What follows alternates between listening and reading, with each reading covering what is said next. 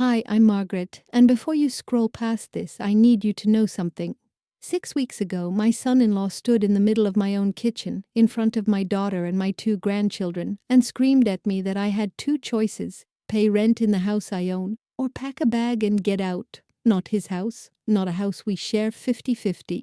My house, the one I bought with my late husband 36 years ago in Greenville, South Carolina, back when the street was still gravel and the bank teller laughed at how young we looked signing that mortgage. I stood there in my own slippers, in my own kitchen, and a man who has never once had his name on a single document related to that property told me I was a guest who had overstayed her welcome. I want you to picture it for a second because I think about it every single day now.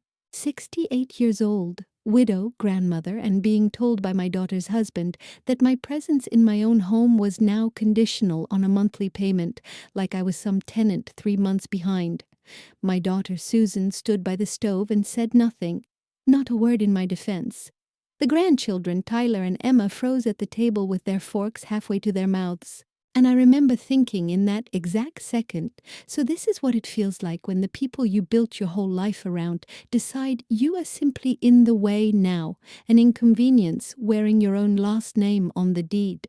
I had cared for this family my entire adult life. I raised Susan alone for 3 years while Harold worked 2 jobs to pay off this house faster. I rocked Tyler to sleep more nights than his own mother did, back when Susan was finishing her nursing degree and needed someone steady in the house. I never once asked for anything back, because that is not what mothers do, and certainly not what grandmothers do. We give until our hands are empty, and we tell ourselves the emptiness is love. So here is my question for you, sitting wherever you are watching this. Have you ever given everything you had to the people closest to you, only to be told eventually in your own home that your welcome had an expiration date? If that question landed somewhere true in your chest, stay with me, because what I did after that night in my kitchen is the part of this story I actually want you to hear. And if stories like mine about older women who get pushed aside and quietly find their way back to their own dignity mean something to you, consider subscribing to this channel. It costs nothing, it takes 2 seconds, and it genuinely helps us keep telling these stories to people who need to hear them. Let me back up, because you should understand who I was before that kitchen turned into a courtroom. Harold and I bought this house in 1990, a modest 3-bedroom rancher on Maple Hollow Lane, back when Greenville was still mostly textile mills and quiet Sunday mornings. We paid $218,000 for it over the years. Every cent earned, no help from anybody, no inheritance, nothing handed to us. Harold worked at the plant for 31 years, and I cleaned houses 3 days a week and kept books for a small hardware store the other 2. And every spare dollar went into that mortgage until the day we burned the payment book in the backyard grill and toasted with sweet tea because neither of us drank. Maple Hollow Lane sits in a quiet pocket of Greenville that has changed a great deal since Harold and I first moved in. Back when the lot next door was still an empty field where Susan used to catch fireflies in mason jars. These days, young families pay well over $400,000 for houses half the size of mine, and realtors leave flyers in my mailbox every few months asking if I have ever considered selling, which I never have, and never will, no matter what any of them offer. I mention the money only because it matters to understand what was actually at stake in all of this, not out of vanity, but because a paid-off house worth that much sitting free and clear in a woman's name is exactly the kind of quiet asset that makes some people forget whose name is actually on the paper.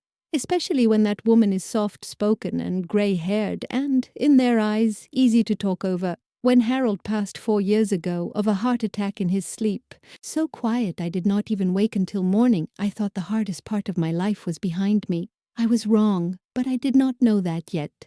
Susan and David moved in about 8 months after the funeral, when David lost his position at the logistics company and money got tight for them. I offered, because that is what you do for your daughter. You open the door before she even has to ask, and I told myself it would be temporary.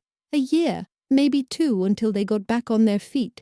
For the first year, honestly, it felt like a blessing. The house had noise in it again, little feet running down the hallway, Emma's laughter through the wall, Sunday dinners that did not feel like eating alone with a television for company.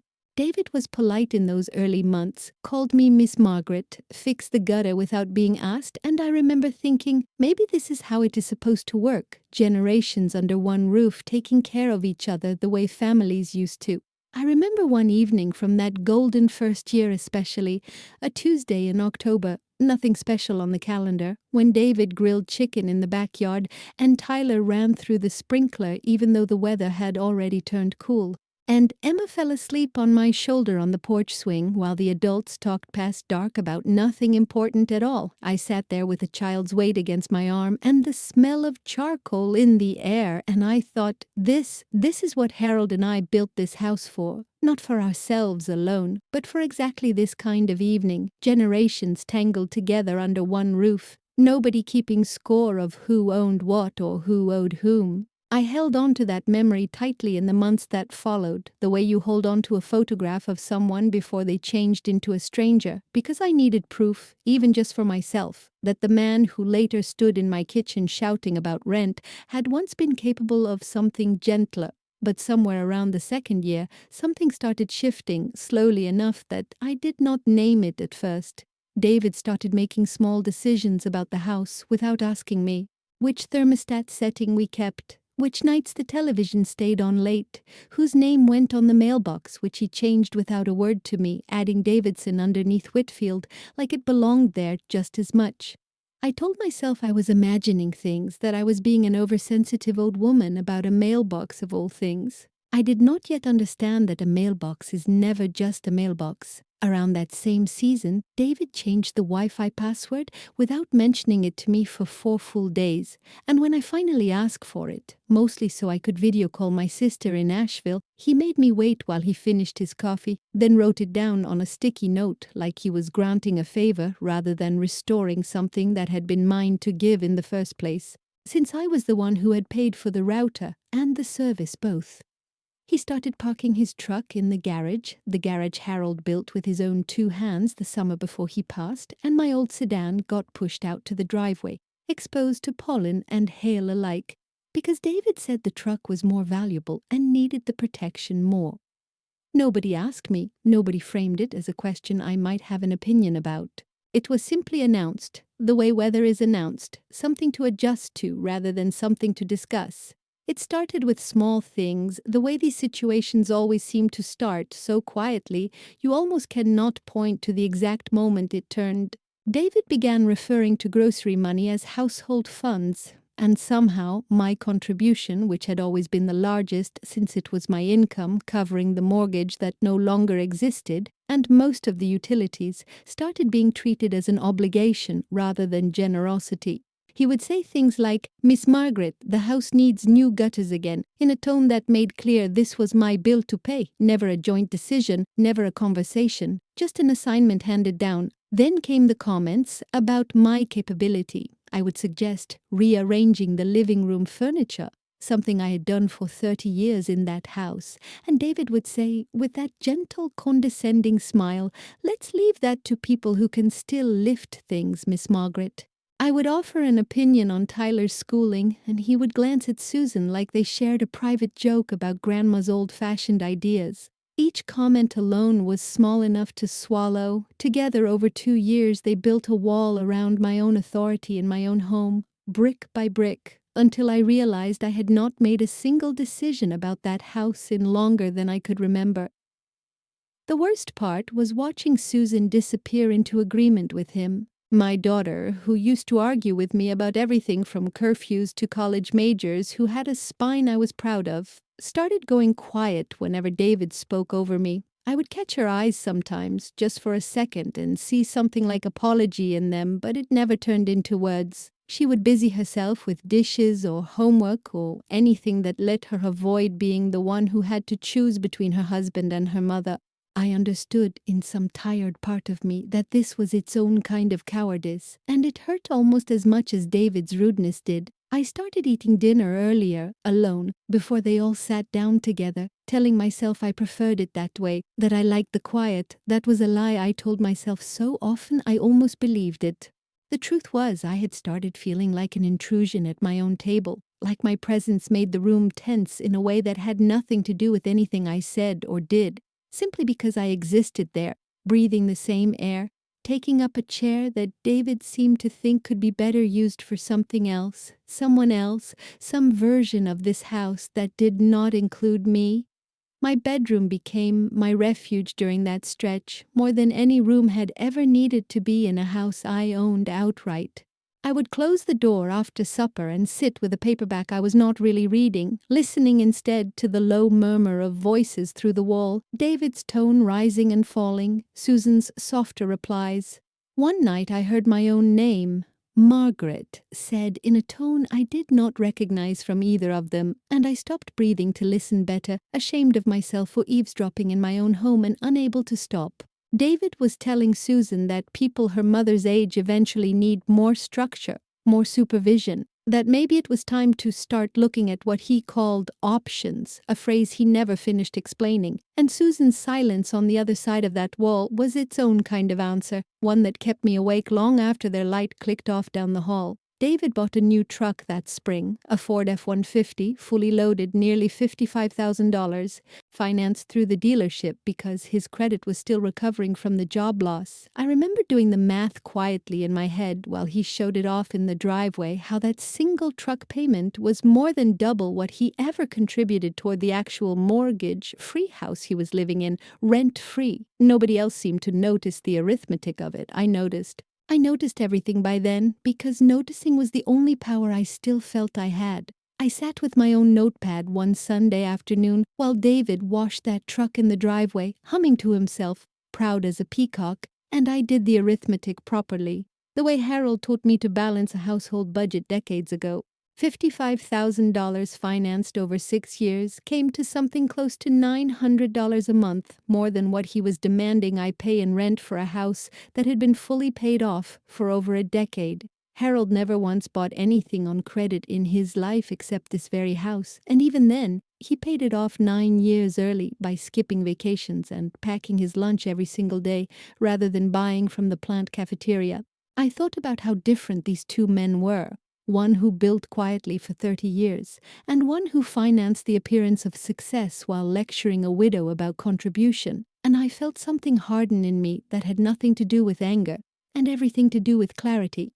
Around that same time, I quietly pulled the property deed out of the fireproof box in my closet, the one Harold bought years ago for exactly this kind of situation. Some instinct we never talked about, but both understood, that documents outlive intentions and memories and promises made at kitchen tables. I did not do anything with it yet. I just wanted to look at it, to remind myself, in ink and county seal, that this house was mine, purchased in 1990, recorded in my name and Harold's, and after his passing transferred entirely into mine through the small estate process our attorney had handled without any drama at all. I put it back in the box, but I remembered exactly where it was. The comments about money grew bolder as the second year turned into the third. David started saying things at dinner like, "Some people around here just live off Social Security and call it a contribution," loud enough that I could hear from the next room, never quite addressed to my face, always aimed sideways so he could deny meaning it if I ever said something. I did say something once, gently, and he laughed it off. Said I was too sensitive.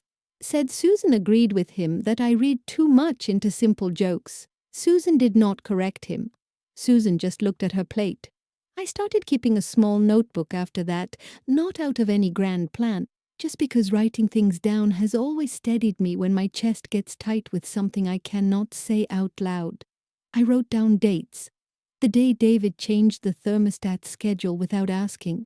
The day he told Tyler that Grandma's room used to be the good guest room before she took it over, as though I had stolen space in the house I bought with my own money. The day he mentioned, almost casually, that property values on Maple Hollow Lane were up nearly 40% since I bought the place, like he was doing arithmetic about something that was never his to calculate. The hardest moment of that whole second year, harder even than any comment David made directly to me, came from Tyler, completely innocent of what he was repeating. We were in the kitchen making cookies, just the two of us, flour on both our hands, and he said, out of nowhere, in the easy way children say things adults have taught them without meaning to, "Dad says this isn't really your house anymore, Grandma, since we all live here now too."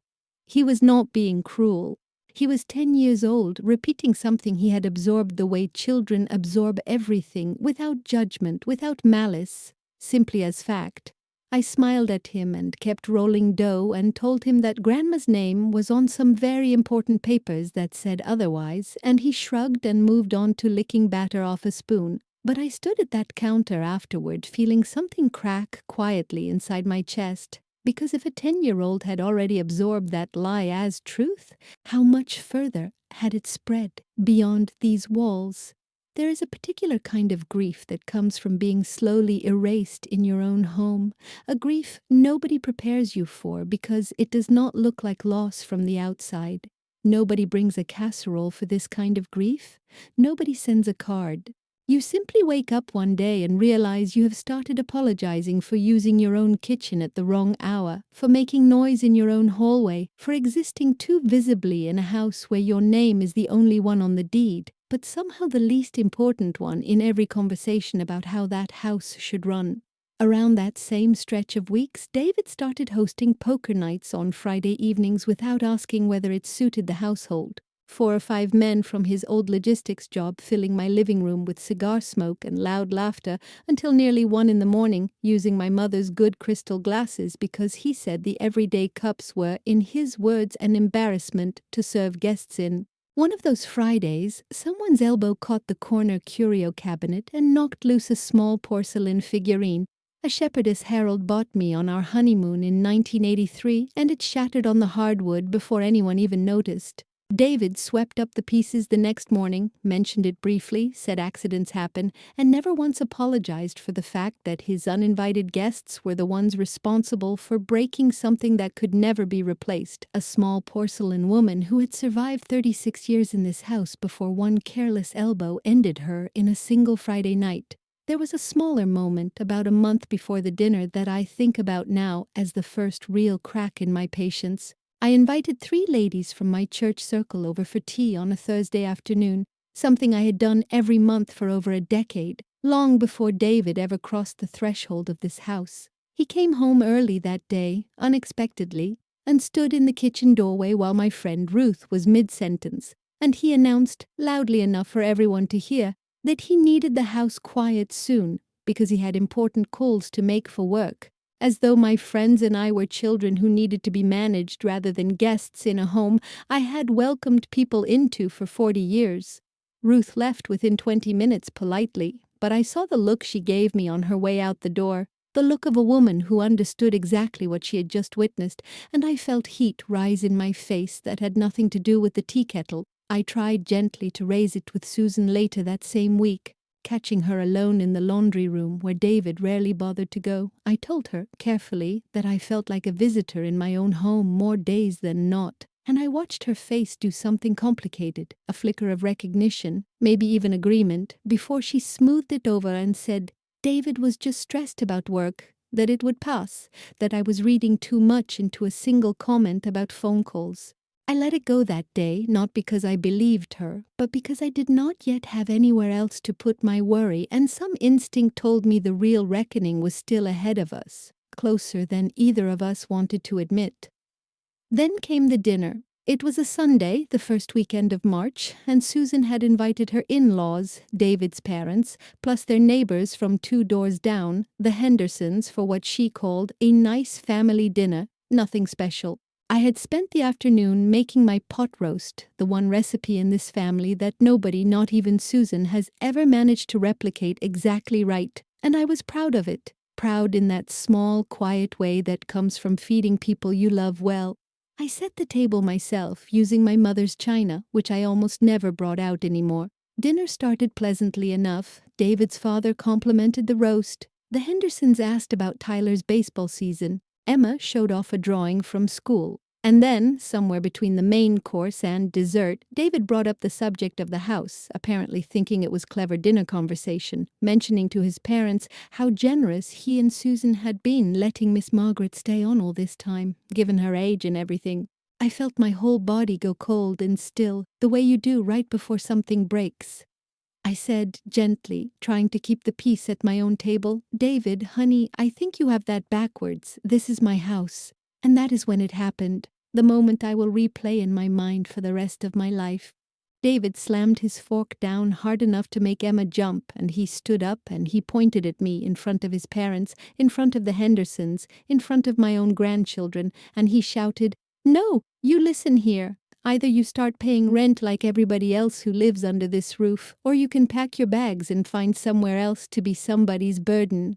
The room went absolutely silent. I could hear the refrigerator humming in the kitchen. I could hear Emma's small breath catch. David's mother looked down at her plate, mortified, and his father cleared his throat and stared at the tablecloth like it had suddenly become fascinating. The Hendersons exchanged a look I will never forget, the look of neighbors who just watched something they were never supposed to see. And Susan, my daughter, the child I raised alone for 3 years while her father worked himself to exhaustion for this very house, said absolutely nothing. She just stared at her water glass like it might offer her an escape route. I did not cry. Not then, not in front of them. I have spent 68 years learning that the moment you cry in front of people who want to see you break, you hand them exactly what they came for. I folded my napkin, set it beside my plate, and I said very quietly, "Thank you all for coming," in a voice steadier than I felt, and I excused myself from my own table in my own house, and I walked down the hallway to my bedroom, and I closed the door, and only then did I let my hands shake. I sat on the edge of my bed for a long time that night, maybe an hour, maybe longer, listening to the muffled sound of the dinner continuing without me, the Hendersons' polite goodbyes eventually drifting down the driveway, car doors closing, engine starting. Nobody knocked on my door, not Susan, not the grandchildren. Nobody came to check if I was all right after being humiliated at my own table by a man who has never paid a single property tax bill on that house in his life. That silence told me more than David's shouting ever could have. Something in me went very still and very clear that night, the way water gets still right before it freezes. I was not angry in the way that makes a person loud or reckless. I was angry in the way that makes a person precise. I thought about my mother, gone 20 years now, who used to say that a woman who cries loudly gets pitied, but a woman who moves quietly gets respected, and eventually gets everything back that was ever taken from her. I decided, sitting there in the dark, that I was done being loud about anything in that house ever again. I want to pause here and ask you something, because I think this next part matters more than the shouting did. Have you ever reached the moment where you stop trying to convince people to treat you fairly, and you simply start acting quietly on your own behalf? That shift from begging to be seen into simply protecting yourself is one of the hardest and most important turns a person can make, especially later in life, when everyone expects you to just accept whatever role they have decided to give you. If any part of what I am describing feels familiar to you, I would genuinely appreciate it if you subscribe to this channel. It is free, and it helps more people find these stories when they need them most.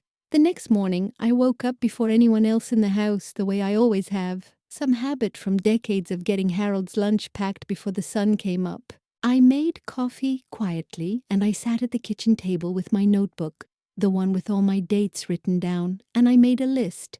Not a list of grievances, I had enough of those memorized without writing them, but a list of exactly what I needed to do in order without telling a single soul in that house what I was planning. First on the list was the deed itself. I went to the closet, pulled the fireproof box down from the shelf, and I opened it right there on my bed with the door locked. Something I had never done in that house before. Inside was everything Harold and I had ever needed to keep safe: our marriage certificate, his discharge papers from the army, and the property deed, recorded with the Greenville County Register of Deeds back in 1990.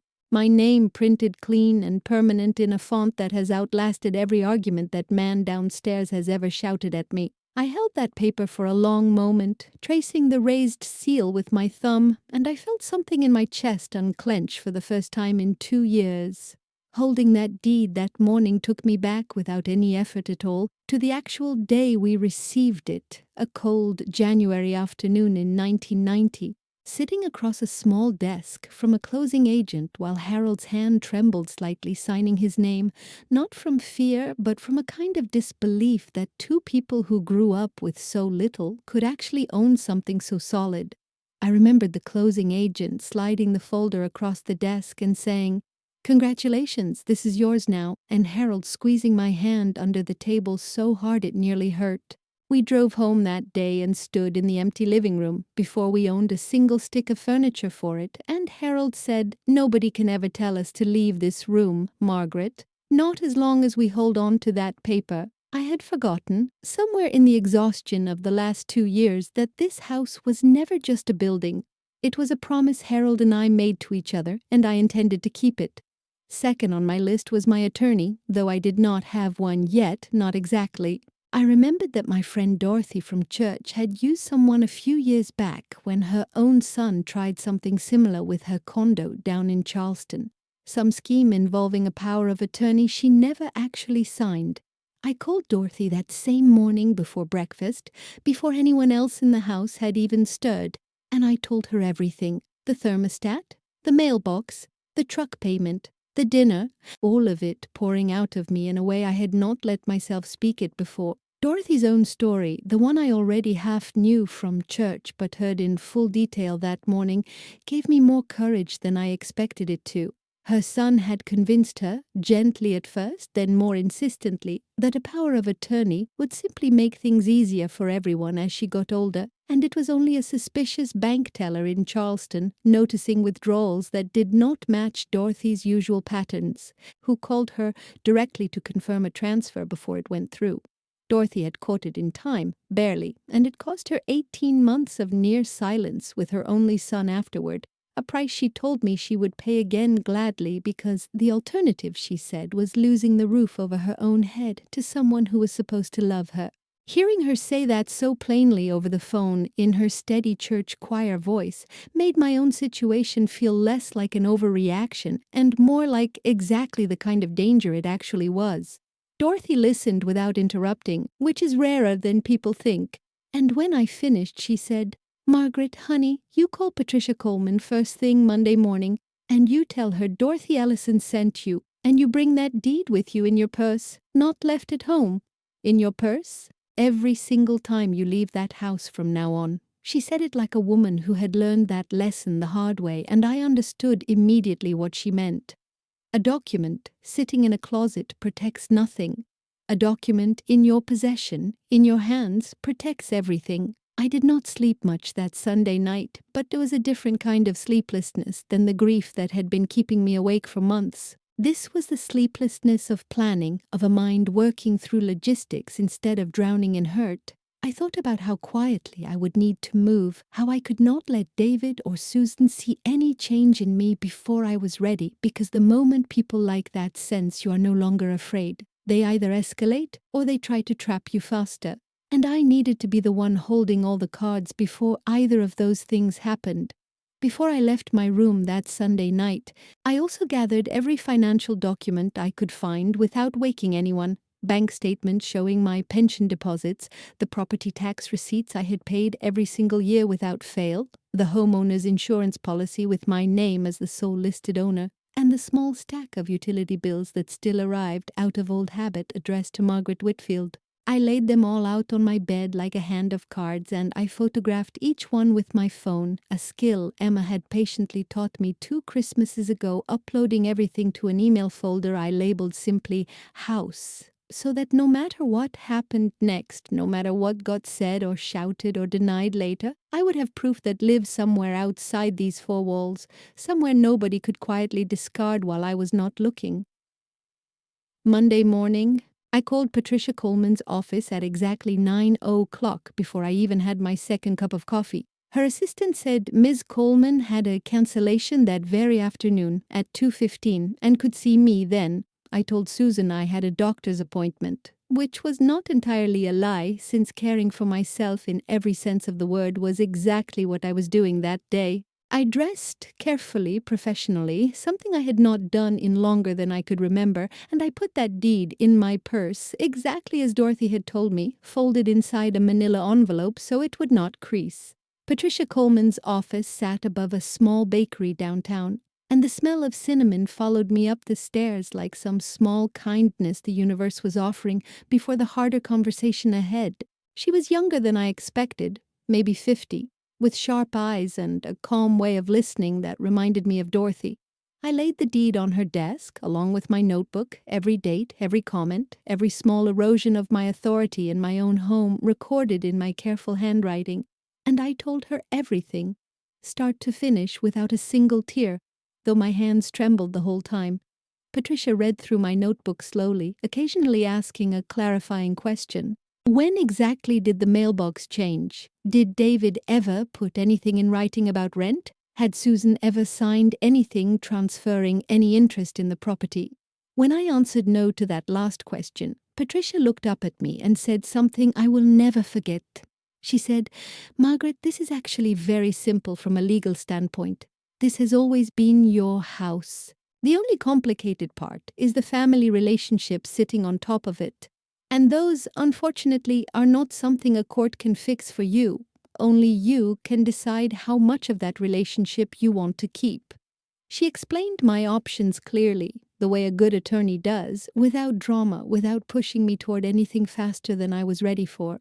I could, if I chose, simply ask David and Susan to leave, since they had no legal claim whatsoever, no lease, no ownership interest, nothing beyond an informal arrangement built on my generosity. Or I could take a quieter approach first, remove myself from the tension temporarily, stay somewhere safe, and let Patricia send a formal letter clarifying the property situation, which often, she said, changes people's behavior faster than any confrontation ever could, because paper makes things real in a way shouting never does.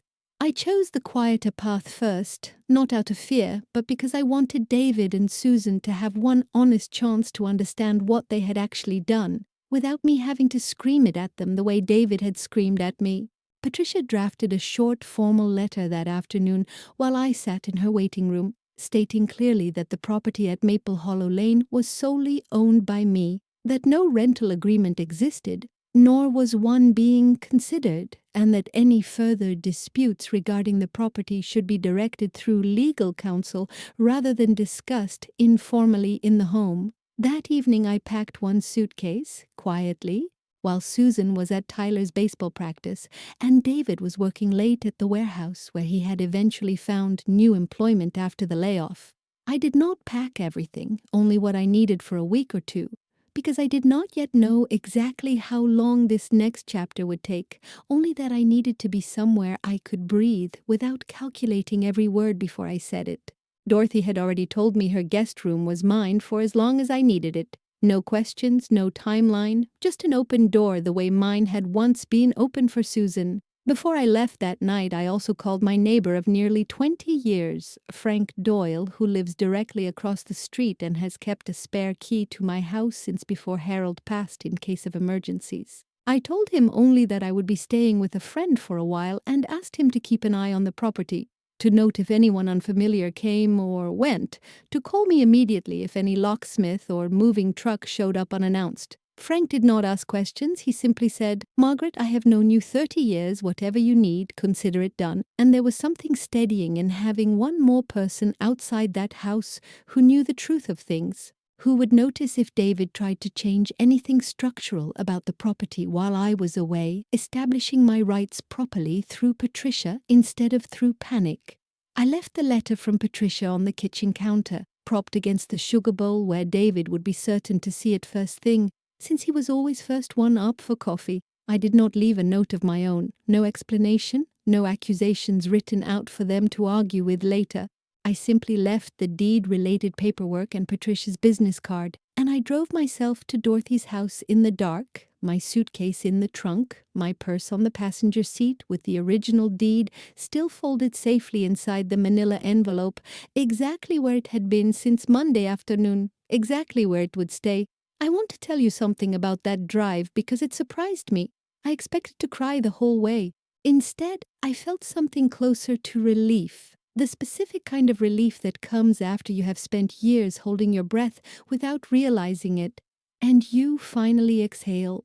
I rolled the window down halfway despite the March chill, and I let the cold air hit my face, and for the first time in 2 years, I did not feel like a guest anywhere, not even in my own car, because for the first time in 2 years, I was making a decision entirely on my own terms, with nobody's permission required. Dorothy hugged me at the door before I had even gotten my suitcase out of the trunk, and she made me tea, and we sat at her kitchen table until nearly midnight while I told her the whole story again, start to finish, and she nodded along like a woman who had walked this exact road before me. She said something that stuck with me, that the hardest part of taking your power back is not the paperwork or the lawyers. It is convincing yourself that you deserve to take up space in your own life again after years of being told, quietly and loudly both, that your presence was somehow a burden on people who owed you everything they had.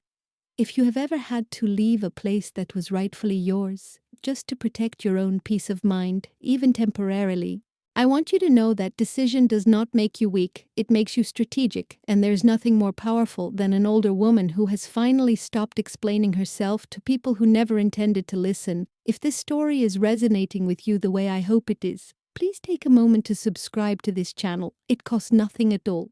And it means these stories keep reaching people who need to hear that it is never too late to reclaim what is yours. I stayed at Dorothy's for 11 days. I did not answer David's calls, though he called 4 times the first day alone, his voice on the voicemail, shifting from confused to irritated to something almost pleading by the 4th message. Susan called too, crying, asking where I was, saying Tyler and Emma missed me, which I knew was true and which still broke something in my chest, even as I let it go to voicemail, because I understood by then that answering too soon, before Patricia's letter had done its work, would only reset the entire situation back to shouting and denial. On the 5th day, Patricia called me with news I had honestly expected, given everything David had shown me about his character over 2 years. She said David had gone to a different attorney, apparently attempting to have Susan sign a document, a kind of informal cohabitation agreement he had drafted himself using some template he found online, one that vaguely suggested Susan and David had contributed to the property's upkeep and therefore held some claim to continued residency regardless of my wishes. He had asked Susan to sign it while I was gone, presenting it to her as something that would simply protect the family, nothing more. Susan, to her credit, and this is the part of the story where my daughter finally found the spine I remembered from her childhood, refused to sign it without showing it to me first. She drove to Dorothy's house on the 6th day, alone, without David, and she sat on Dorothy's porch and cried and told me everything, how David had been pressuring her for weeks to get something in writing before I formally moved out, how he had been talking to a real estate agent friend about the property's value, how he had even mentioned once, almost casually, renting out the finished basement to a coworker who needed a room, as though the house were already partially his to manage. That document David tried to create became the exact instrument that exposed him, because the moment Susan brought it to Patricia's office, along with copies of some text messages David had sent his real estate agent friend describing the property as basically mine now, once the paperwork clears, Patricia had everything she needed to demonstrate a pattern, not just of disrespect, but of a deliberate, documented attempt to establish some claim over property that was never his, using my own daughter as the unwitting instrument of that plan. Patricia called a meeting at her office with myself, Susan, and David all present, something Susan herself requested once she understood the full scope of what her husband had been quietly arranging behind both our backs. I remember walking into that conference room and seeing David's face when he realized Susan had brought me the document he thought was safely hidden between them, a look somewhere between panic and the particular anger of a man who has just watched his own strategy turn back on him in front of witnesses, exactly the way he had once cornered me in front of witnesses at my own dinner table. One of those text messages, which Patricia read aloud in a flat, professional voice that somehow made it land even harder than shouting would have, had David writing to his real estate agent friend, "Once the old lady is fully moved out, we can talk seriously about listing it. Market's hot on Maple Hollow right now, easy 410. Hearing my own home reduced to a listing price and a timeline for my removal, spoken calmly across a conference table by a woman I had met only twice, did something to me that David shouting at the dinner table never managed to do.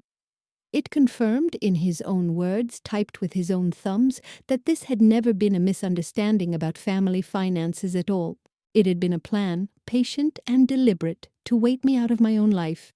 Patricia laid it all out on the table, literally the original deed with the county seal, recorded 1990, sole ownership, followed by David's own draft document, followed by the text messages to his real estate agent friend describing plans for a property he held no legal interest in whatsoever. She explained calmly, professionally, without a hint of the drama David had brought into my kitchen that Sunday night, that attempting to establish residency rights or negotiate property interest through informal documents without the owner's knowledge or consent could actually expose him to legal liability, not protect him from anything. I watched David's hands during those long minutes while Patricia spoke, how they moved from his lap to the armrest to his lap again, unable to settle. The same restless hands that had once fixed my gutter without being asked. Susan sat beside him, but not close to him, a distance I noticed immediately, her arms folded tight across her chest, her eyes moving between her husband and the papers on the table, like she was watching a stranger be revealed from underneath someone she thought she knew. For just a moment, watching David's jaw tighten and his eyes drop to the table, I felt something unexpected flicker through me. Not quite sympathy, but something close to it, the recognition that a frightened man and a cruel one can sometimes wear the exact same face. I let the feeling pass through me without acting on it, because kindness, I have learned, is not the same thing as forgetting what someone did to you at your own dinner table. David tried to argue, of course, saying it was just a family conversation, nothing official, that he was only trying to protect Susan's interest as his wife. But Patricia asked him one simple question that silenced the entire room. She asked him directly, "David, whose name is on the deed to that house?" He did not answer. Nobody in that room needed him to. The silence itself was the answer. The same silence Susan had offered me at that dinner table months earlier, except this time the silence belonged to him, and it landed exactly as heavy as I imagined mine had felt to him that Sunday night. I sat there in that quiet conference room, and I felt something settle in my chest that I had not felt in over 2 years. Not triumph exactly, nothing that loud or satisfying, but something steadier, something like the ground finally holding still beneath my feet again. I had spent so long being talked over, planned around, discussed like a line item in someone else's household budget, and in that moment, with the deed sitting plainly on the table between us, catching the afternoon light through Patricia's office window, I understood that facts, quiet and unshaken, will always outlast someone else's confidence that they can simply talk their way into what belongs to another person. Patricia gave David and Susan 2 options that afternoon, options I had agreed to beforehand, because even in that moment I did not want to punish my grandchildren for their father's choices. Either David could vacate the property within 30 days with no further disputes about ownership, or the family could remain in the home temporarily under a formal, written arrangement that I controlled entirely, one specifying exactly what contributions were expected, what respect was required, and what would happen immediately if either was violated again. I made it clear in that room, looking directly at David for the first time since the dinner, that there was no version of this arrangement where he held any authority in that house ever again. David chose to leave. I think some part of him understood, sitting in that office with his own scheme laid bare on the table, that whatever authority he had tried to build in my home over 2 years had just evaporated the moment paper met truth. He and Susan found a small rental across town within 3 weeks, using, I later learned, some of the money David had been saving for upgrades to that truck of his, which felt like a small, quiet justice all its own, watching a man discover that the money he spent trying to look successful might have been better spent building an actual foundation of his own. I moved back into Maple Hollow Lane on a Tuesday afternoon in early April, and the first thing I did before unpacking a single box was sit in my own kitchen, at my own table, in the late afternoon light, completely alone, and just breathe. I had forgotten what silence felt like when it belonged entirely to me, not the tense silence of a house holding its breath around conflict, but the soft, generous silence of a home that finally recognized its rightful owner again. I made myself a cup of tea, and I sat there for nearly an hour doing absolutely nothing, and it was the most peaceful hour I had experienced in over 2 years. Patricia and I met once more, about 3 weeks after that conference room meeting, this time just the 2 of us. No family drama waiting to be untangled, only paperwork of a calmer kind. She suggested I finally set up a proper living trust, something Harold and I had always meant to get around to, and never quite managed, so that Maple Hollow Lane would pass directly to Susan and the grandchildren some day without any confusion, without any room for a future son-in-law or anyone else to argue about who belonged where. I liked that idea more than I expected to. Not because I distrusted Susan, but because I wanted my wishes written down clearly enough that nobody would ever again get to reinterpret them out loud at somebody else's dinner table. We signed the paperwork on a Thursday afternoon, and I drove home feeling like I had finally closed a door that had been swinging open in the wind for 2 full years. Susan and I really talked, about a month after everything settled, over coffee at the diner neither of us had any history with. Neutral ground, her choice actually, which told me something about how much she had grown through this whole ordeal. She apologized genuinely, not the kind of apology that comes with excuses attached, but a real one, admitting she had let fear of conflict with David cost her the courage to defend her own mother, and admitting she understood now why that silence had hurt me even more than David's shouting had. I told her I forgave her, because I did, though forgiveness and forgetting are 2 very different things. And I intended to remember every lesson this experience had taught me. Those first weeks alone in the house, again, were quieter than I expected them to be, and I spent them doing small, deliberate things that had nothing to do with anyone but me. I repainted the guest room that David and Susan had used, a soft sage green Harold always liked, and I moved my sewing table back into the corner by the window, where the morning light falls best, exactly where it sat for 20 years before anyone else ever lived here. Emma spent her first weekend back helping me choose new curtains at the fabric store downtown, holding bolts of cloth up to the light with the seriousness only an 8-year-old can bring to a decision that does not matter at all, and somewhere in that ordinary Saturday afternoon, surrounded by cotton prints, and her chatter about school, I felt the house finally exhale along with me. The grandchildren come stay with me every other weekend now, which was Susan's idea, something she arranged carefully, sensitively, with David's cooperation, since whatever his faults, he has never once tried to keep Tyler and Emma from their grandmother. Tyler asked me once, sitting on my back porch eating popsicles, why Grandpa's old chair in the living room had a different cushion now, and I told him the truth, in a way a 12-year-old could understand, that sometimes grown-ups have to remind each other whose house they are actually standing in, and sometimes that reminder takes longer than it should. But it always comes eventually if you're patient and if you keep your paperwork in order. Emma asked me once, a few months after everything settled, sitting cross-legged on my bedroom floor while we sorted through a box of old photographs, whether I had been scared that night I drove away with my suitcase in the dark. I told her the truth, that I had been scared, but that being scared and being wrong are 2 very different things. And sometimes the bravest thing a person can do is walk quietly out the door instead of staying somewhere they are no longer respected.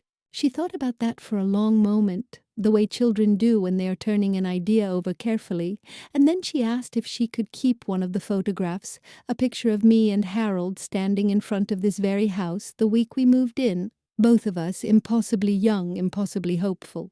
I told her she could keep it forever, along with the story behind it, because some inheritances matter far more than any dollar amount ever could.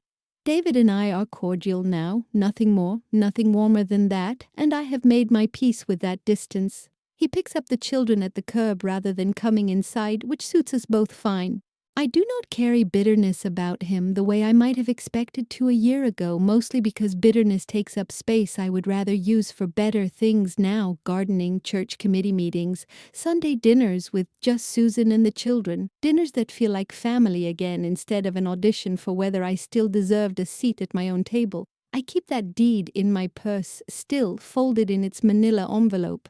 Miao, moi canet 6 cents wow. Even though Patricia told me I could safely return it to the fireproof box now that everything had been resolved, I keep it with me anyway, not out of fear, but as a reminder, a physical, foldable reminder, that I am the kind of woman who protects what is hers, quietly, patiently, without needing to raise her voice the way David once raised his in my kitchen. Some women carry lipstick or reading glasses in their purse. I carry proof of exactly who I am and exactly what belongs to me, and there is a particular kind of peace in that habit I never expected to find. If there is one thing I want you to carry away from my story, it is this: being quiet does not mean being weak, and being kind for decades does not mean you have forfeited the right to protect yourself the moment kindness gets mistaken for surrender. Somewhere between raising your children and watching them raise their own, you are allowed to remember that you still matter, that your name on a piece of paper still means something, and that dignity, real dignity, rarely needs to be loud to be absolute.